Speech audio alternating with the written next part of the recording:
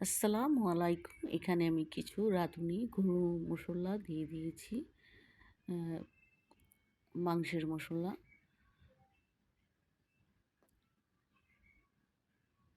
এখন দিয়ে দিব হলুদের গুঁড়ো, দিয়ে দিব মরিচের গুঁড়ো,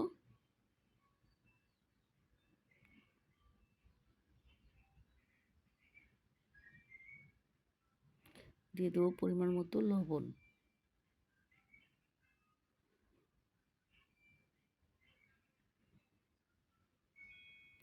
এখন দিয়ে দিলাম আদা রসুন বাটা,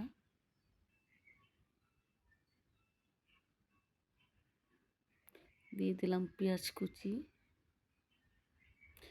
এখন দিয়ে দিব তেজপাতা, দারচিনি, এলাচ,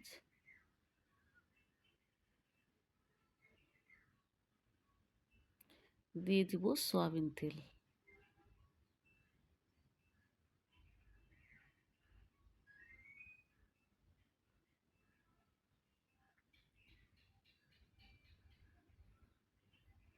এখন আমি ভালো করে মশলাটা মাখিয়ে নিব।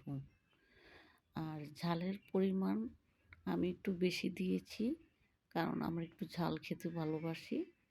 আর আপনারা ঝালের পরিমাণ যদি বেশি খান তাহলে বাড়িয়ে দিবেন, কম খেলে একটু কমিয়ে দিবেন। এখন আমি দিয়ে দিলাম গরুর মাংস।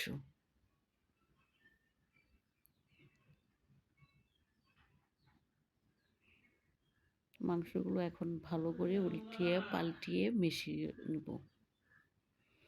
যে যেখান থেকে দেখছেন, দূরের বা কাছের, দেশ বা বিদেশ, যারা দেখছেন সবাই আমার পাশে থাকবেন। যদি ভালো লাগে অবশ্যই একটা লাইক, কমেন্ট, শেয়ার, সাবস্ক্রাইব করে দিবেন। আপনাদের একটি লাইক, একটি কমেন্ট আমার আগামী ভিডিও দিতে সাহায্য করে। গরুর মাংসটা মাখিয়ে রেখে রান্না করলে খুবই মজা হয়। এবং দিয়ে দিলাম এখন সরিষার তেল। আর সরিষার তেলটা দিলে মাংসেরটা খুব একটু স্বাদটা বাড়িয়ে দেয়। আপনারা এইভাবে রান্না করে খেয়ে দেখবেন, খুবই ভালো লাগবে।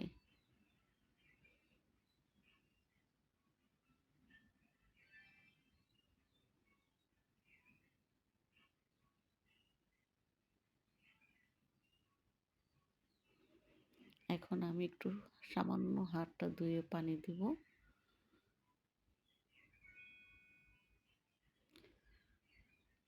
মাংসটা আমার অনেকটা কষিয়ে আসছে।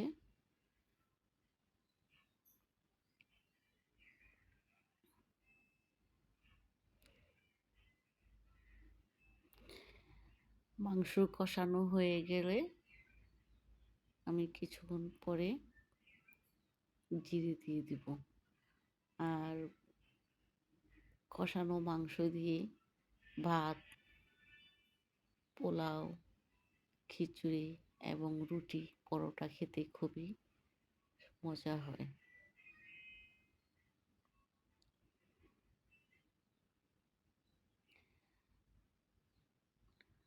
আর আপনারা ভিডিওটা একটু দেখবেন না টেনে।